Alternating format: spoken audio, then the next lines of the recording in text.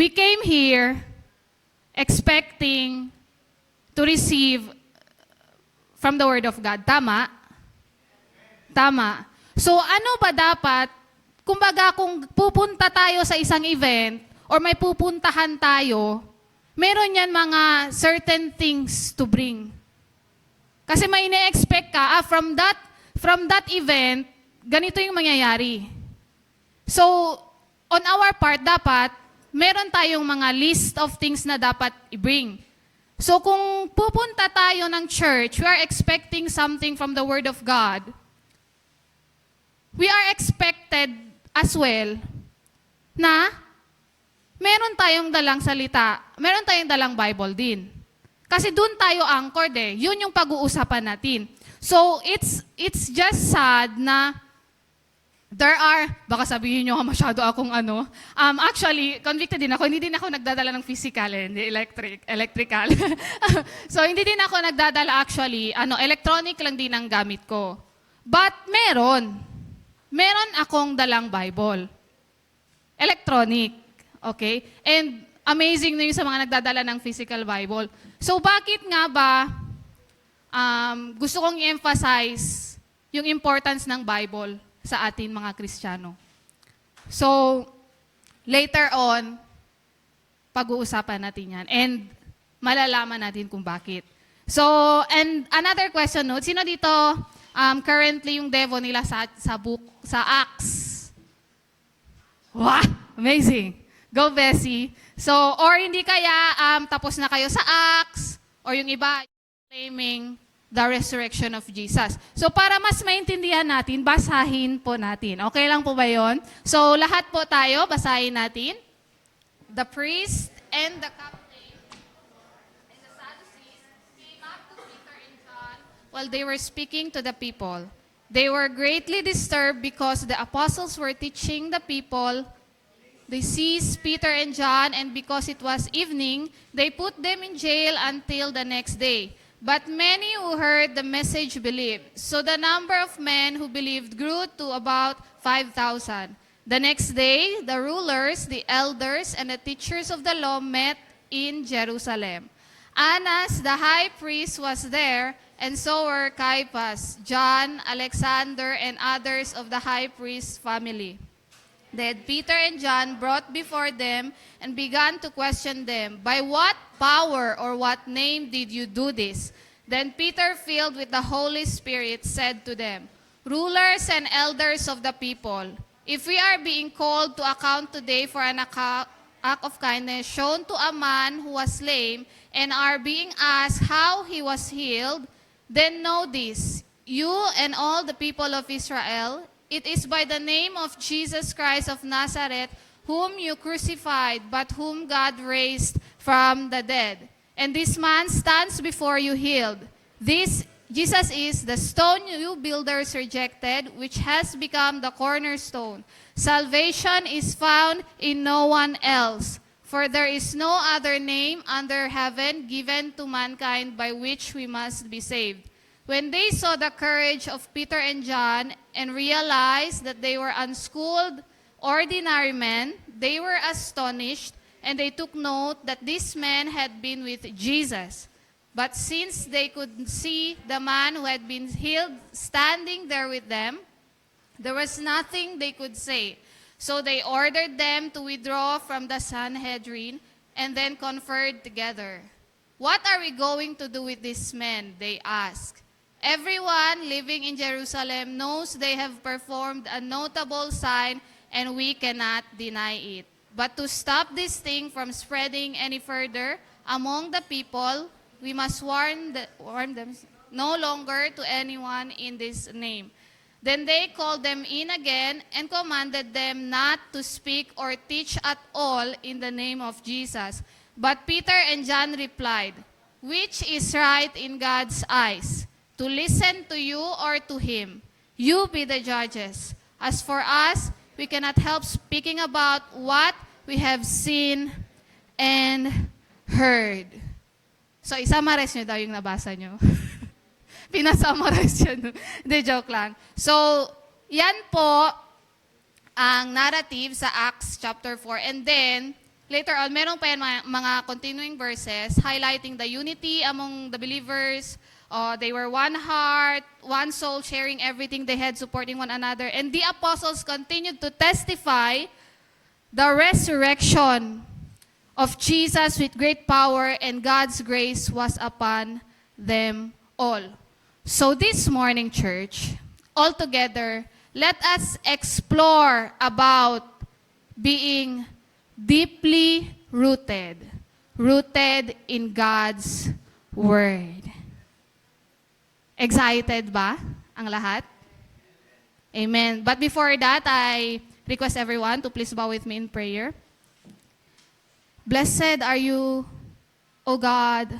And God, I know that every one of us are excited to receive what you have prepared for us this day. Lord, we acknowledge your presence amidst us.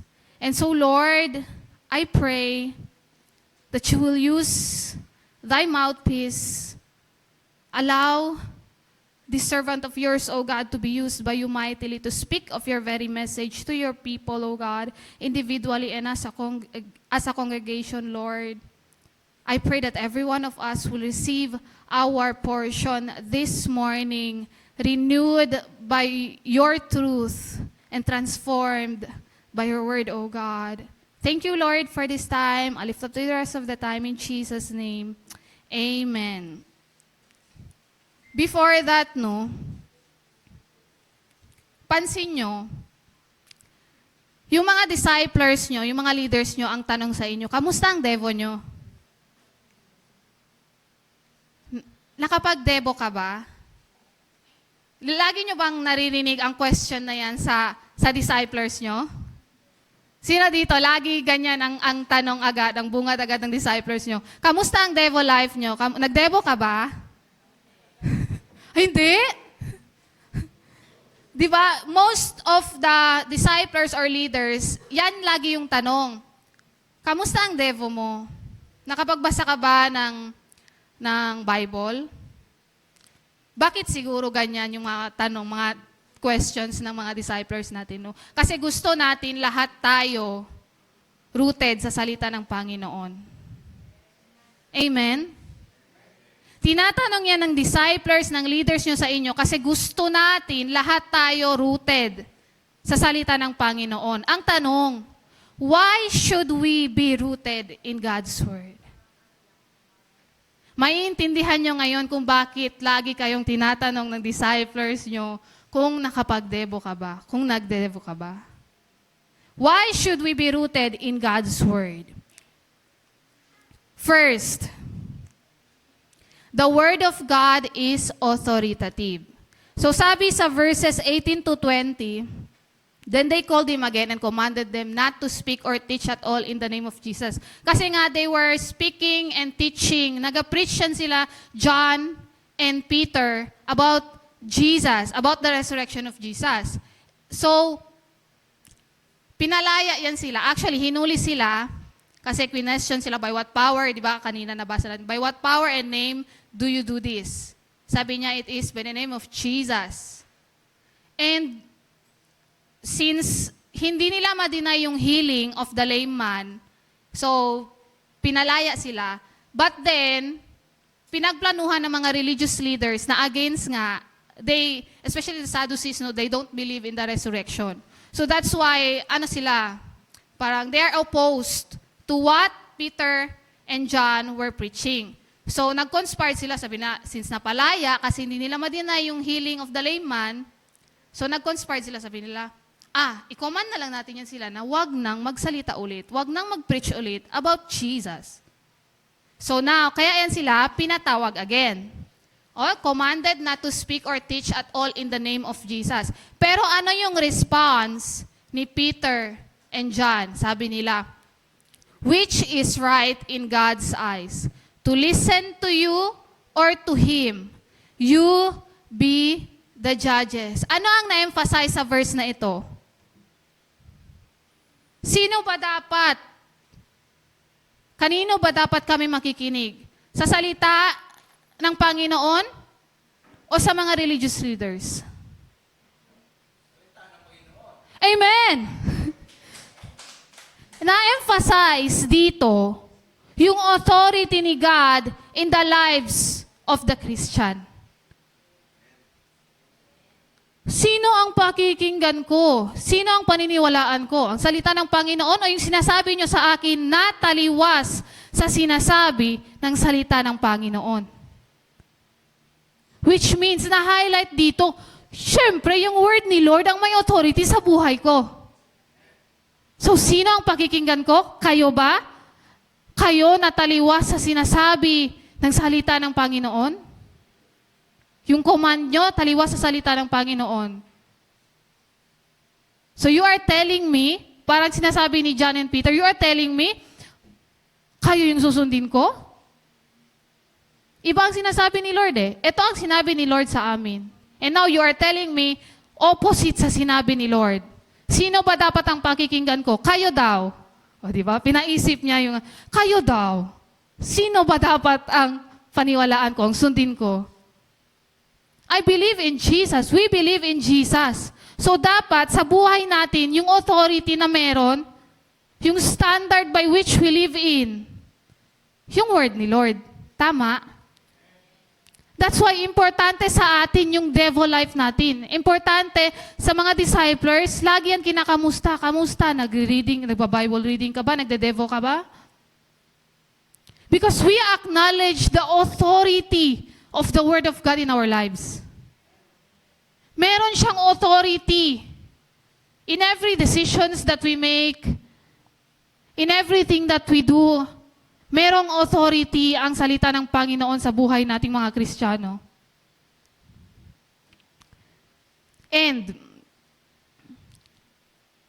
I like to emphasize this. The Word of God is the final authority in all matters of faith and life for us believers. Tama ba? Amen. Kaya wag po tayong magtaka, no? Yung iba siguro parang naririndi na, lagi na lang tinatanong, nagdebo ka na, kamusta ang debo life mo? Wag po tayong magtaka, bakit laging kinakamusta yung debo life natin? Church, let us be reminded that the Word of God is not merely a collection of stories or teachings. The Word of God is living.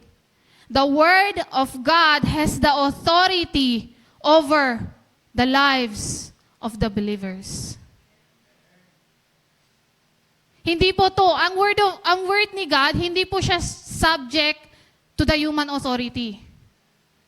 Superior siya sa human authority, sa opinions, on what the society tells us.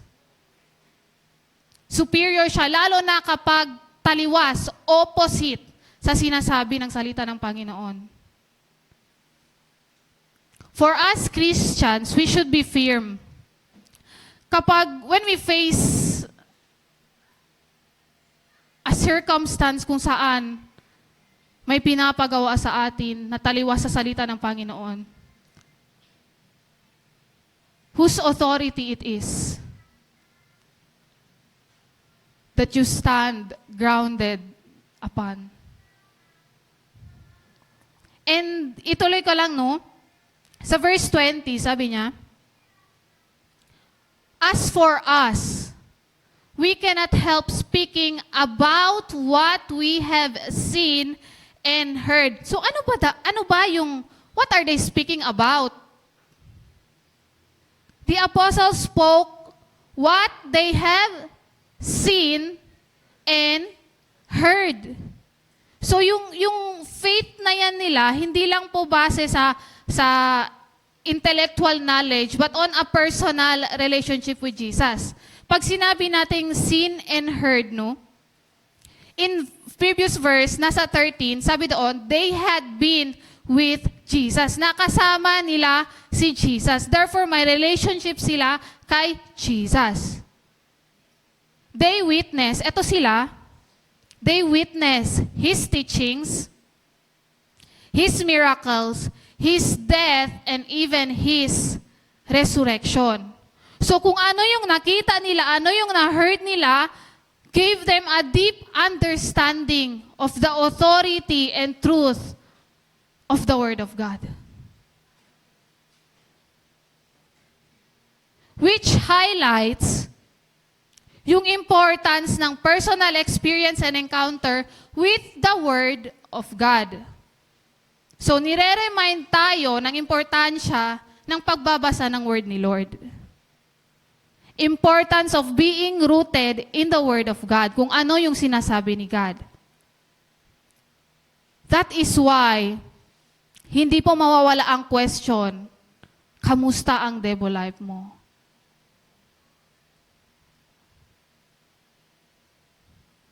Kasi, di ba, when doing decisions, in your every action and words, on what authority do you submit? Feelings mo ba? Or, ay, base sa opinion ko ganito, so ito ang gagawin ko. Social standards ba? Ay, sa society ngayon, parang ito yung magandang gawin. Kasi ito yung cool sa standards ng society ngayon. Ganun ba? Kaninong authority kayo nagsasubmit when it comes to making decisions? That is why, minsan, mga desisyon natin sa buhay, pag hindi ang salita ng Panginoon ang nangunguna, siguradong palpak. Tama? Ilang mga desisyon na kayo sa buhay na, ay, gusto ko to go. Hindi man lang nag-read ng Bible, nag-seek ng guidance, kung ano ba sinasabi ng salita ng Panginoon. And here it comes, Lord, I failed. Pag nag-fail tayo, doon pa tayo nagsisik ng guidance. Doon pa tayo nagbabasa ng Bible. Doon pa tayo nagde-devo. Dapat first, doon muna. Hingi muna tayo ng guidance.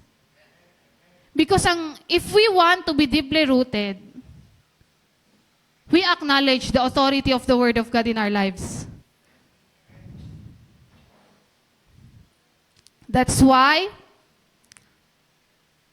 from now on, kung may mga decisions kayo, in every actions that we do,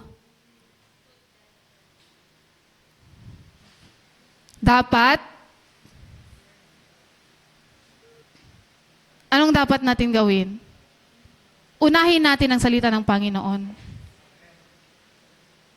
We acknowledge, by doing that, we acknowledge yung authority ng Word of God in our lives as believers of Jesus. And assess yourself, church. Assess yourself. Are you like Peter and John, acknowledging that the Word of God holds the highest authority that should guide our beliefs and action? You can share it later on sa group discussions natin. Heavy ba? Heavy ba, church? Parang masyado ata tayong... Heavy ba? Heavy din po para sa akin. Ako po yung first nakatanggap. So, isi-share ko lang para sabay-sabay tayong... Okay? So, aside sa the Word of God is authoritative, why should we be deeply rooted in the Word of God? Because the Word of God is transformative. Pakisabi nga ulit, transformative. Yan. Sabi sa verse 13, when they saw the courage of Peter and John and realized that they were unschooled, ordinary men, they were astonished and they took note that these men had been with Jesus. Paano nga dinescribe sila, Ano yung realization ng mga religious leaders na ito about Peter and John? They were unschooled, ordinary men. So paano sila naging ganyan ka-courageous, ganyan ka-bold in proclaiming the gospel? They were unschooled and ordinary men?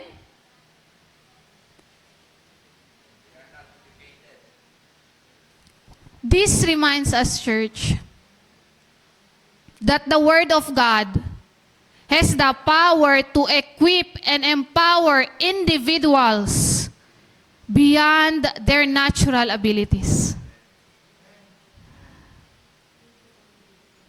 Diba? The Word of God can transform ordinary men to extraordinary vessels for God's work, just like Peter and John.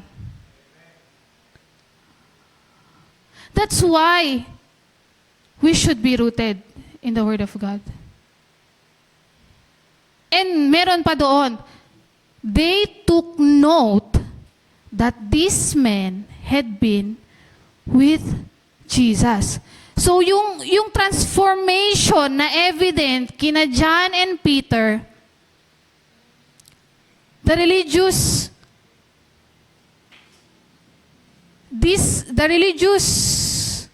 ano ba yan ang tawag? Leaders, the religious leaders acknowledge that they had been with Jesus. Kasi ba masyak ka, di ba ano yan, unschooled and ordinary men, bakit ganyan yan sila? They took note that these men had been with Jesus. So makikita nyo yung transformation na evident. All because they had been with Jesus. So pag sinabi natin they had been with Jesus, they were taught. Di ba? They were with Jesus, they were taught. They heard yung mga teachings ni Jesus. Nakasalamuhan nila si Jesus. Narinig nila. And they experienced firsthand. So makikita natin dito, if we are deeply rooted in the Word, pag binibigyan natin ng importansya ang salita ng Panginoon, His Word can bring about a transformation in our lives. Yung Word ni Lord may power to shape our characters, our mindset, our actions to be the person God wants us to be.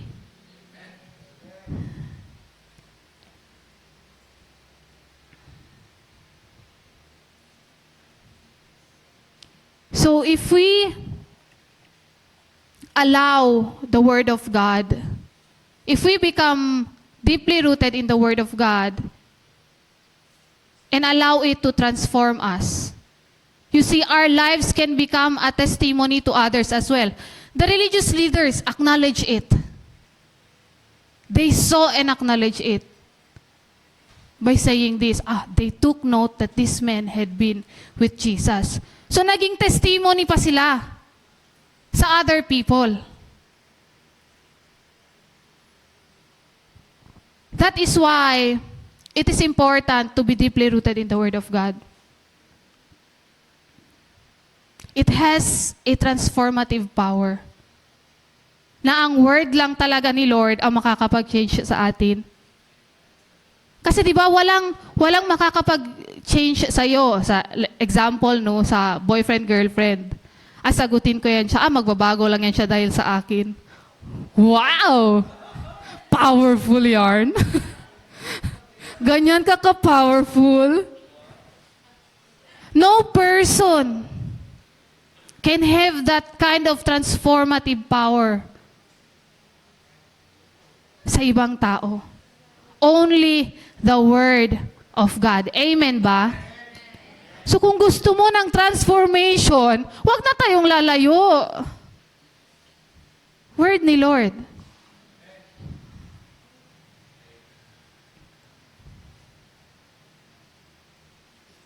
So, papasok tayo ngayon, kasi di ba nabanggit, they were unschooled, ordinary men. So, yung pumapasok na dyan, yung mga educational background, yung status.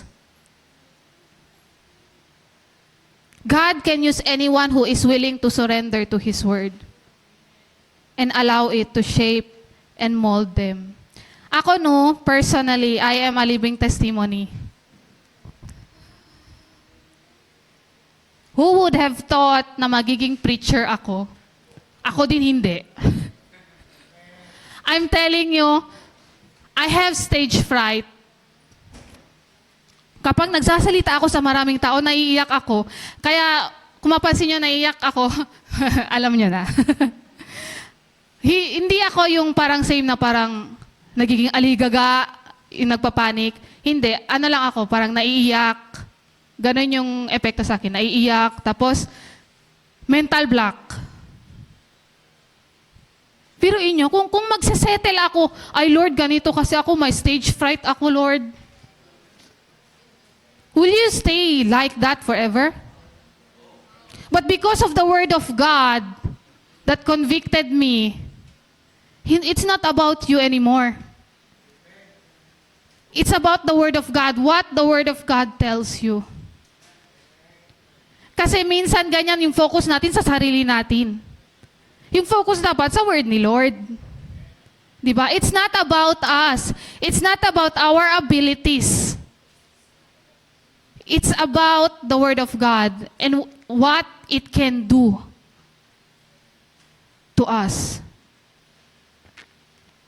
Gusto ko ba magstay na ganun lang, stage fright doon lang sa likod, walang... Do any one of you ayaw nyong i-overcome yung mga struggles nyo? We want to overcome them, right? And the only power to transform us is the Word of God. Siya lang po yung may transformative power. And, worship leader, no? Kala nyo, ha? Worship leader. First, share ko lang. First and last na nasalihan ko ng singing contest. Elementary pa po ako. It was the first and last. And I only have 30 minutes. Wala tayong representative. Ako daw ang magsising. What? Ako na mahiyain na may stage fright pinakanta nila. So on that 30 minutes, naghanap ako ng song. I was pressured, by the way. Kaya ako napakanta.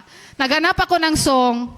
And since nga na may mental block ako, first time ko pa talaga yun, nakalimutan ko po yung lyrics ng verse 2. Anong ginawa ko? Kinanta ko yung verse 1 ulit.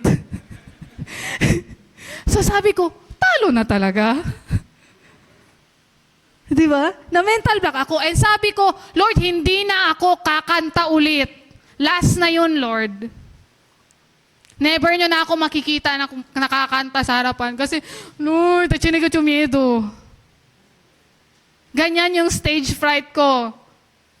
But, you see, how amazing the Lord is using some flawed people, imperfect people, to proclaim that He can do anything if you just submit yourself to Him.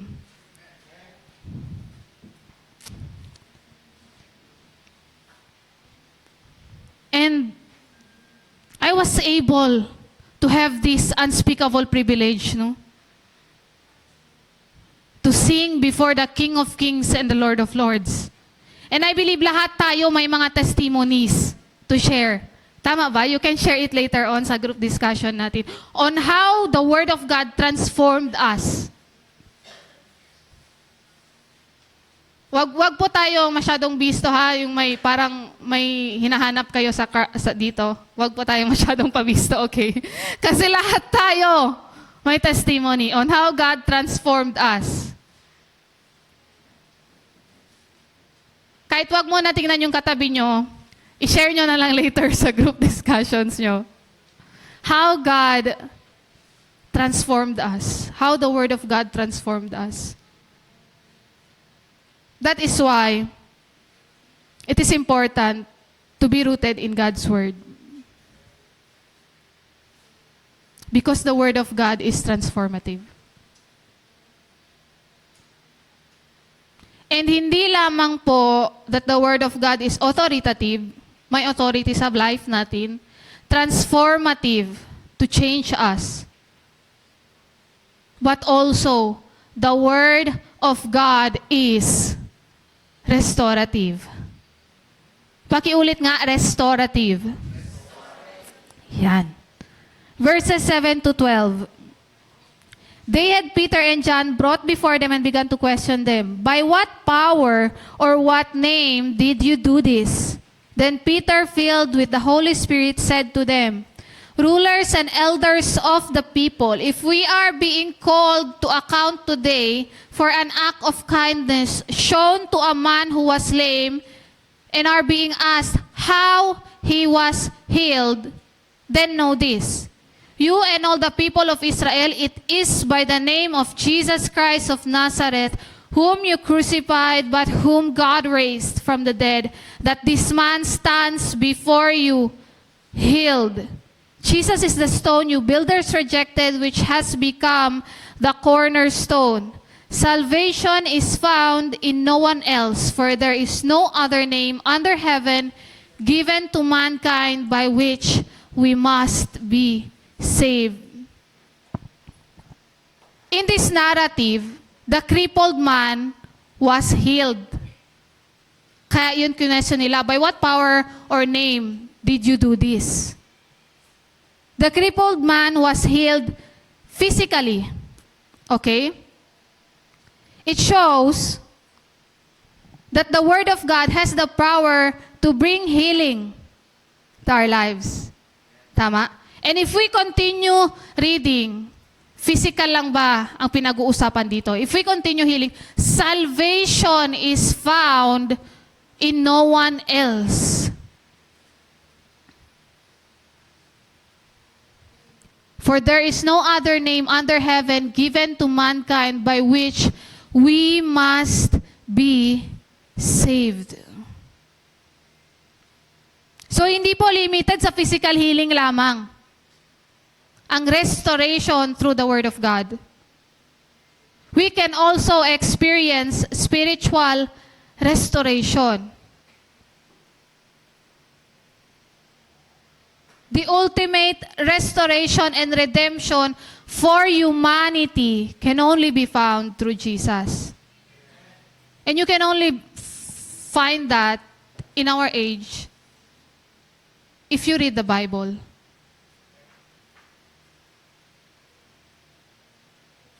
The Word of God reveals the path to salvation and offers hope for eternal restoration. That is why grabe yung passion nila John and Peter despite of the oppositions to really spread the Word of God, to really spread the gospel, even to the point of martyrdom. Kung i-continue nyo yung Acts, meron talagang willing to die just for the gospel to be preached. Because it is worth fighting and dying for. Because the Word of God is restorative. Alam nila Peter and John yung urgency of reaching everyone who needs restoration. They knew how sick and broken people are, hindi lamang physically. They knew that restoration is what people need the most. So, babalikan natin yung chapter 3, no? This is the story of the man, the lame man, na nahil.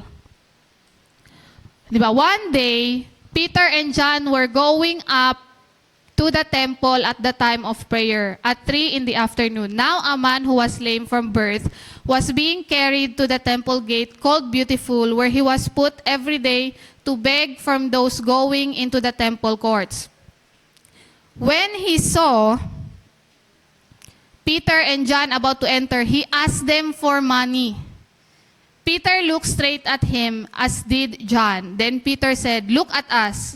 So the man gave them his attention, highlight natin, expecting to get something from them.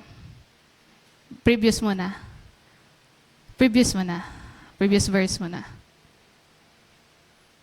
The man gave them his attention, expecting to get something from them. Ano yung ginawa niya sa verse 3? Nung nakita niya si Peter and John, he asked them for money. So ito yung ina-expect niya kina Peter and John. Tama? So next verse. Then Peter said, "Silver or gold I do not have, but what I do have, I give you. In the name of Jesus Christ of Nazareth, walk. Taking him by the right hand, he helped him up, and instantly the man's feet and ankles became strong. He jumped to his feet and began to walk. Then he went with them into the temple courts, walking and jumping and praising God. So base sa narinig natin, what he's expecting from Peter and John ay hindi po para mapagaling. Ano yung ine-expect niya? Pera. And ganito din po yung mundo ngayon. And Peter and John knew more than anything in this world that the people thought they need. It is the restorative power of the Word of God that has the potential to bring restoration to others' lives, just as it brought restoration to us. Yung ina-expect kasi ng mundo, madaming, yung mundo natin ngayon, we need this, we need that. Nawawala tayo sa daan na kung saan, ano ba talaga yung dapat, ano ba talaga yung kailangan natin? Ano ba talaga kailangan ng mundo? Sabi ni verse 6, sabi ni Peter, silver or gold I do not have, but what I do have, I give you. Church, we have the Word of God. We have the Word of God. I may not be able to help financially a friend na nangangailangan ng pera. Makaka-help ako para maka-come up ng pera. Okay, I can help with that. But knowing kung ano talaga yung kailangan ng taong yun, and if you have it, you will give it, right? Alam mong meron ka kung ano yung kailangan talaga ng isang tao. You will give it, right? We have the Word of God, church. We need to be deeply rooted in the Word of God because the Word of God is restorative. And ito po yung pinakakailangan ng lahat ng tao. Kailangan natin and those who do not have Jesus in their lives. Tama? More than anything in this world, they need the Word of God who has that restorative power. Na mapagaling sila hindi lamang physically, hindi lamang emotionally, but spiritually.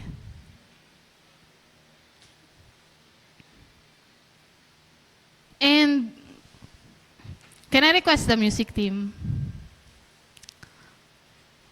Before I end this, no? So why should we be deeply rooted in God's Word? I know it's heavy.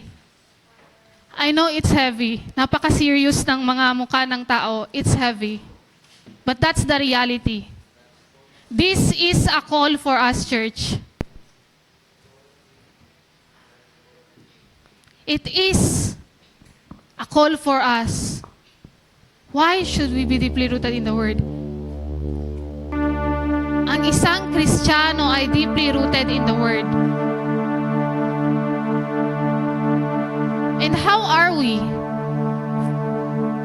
Are we really giving time to the Word of God? We should be deeply rooted in the Word of God, church. Because the Word of God is authoritative. The Word of God is the final authority in all matters of faith and life. It provides the ultimate standard by which we should live. And the Word of God is transformative.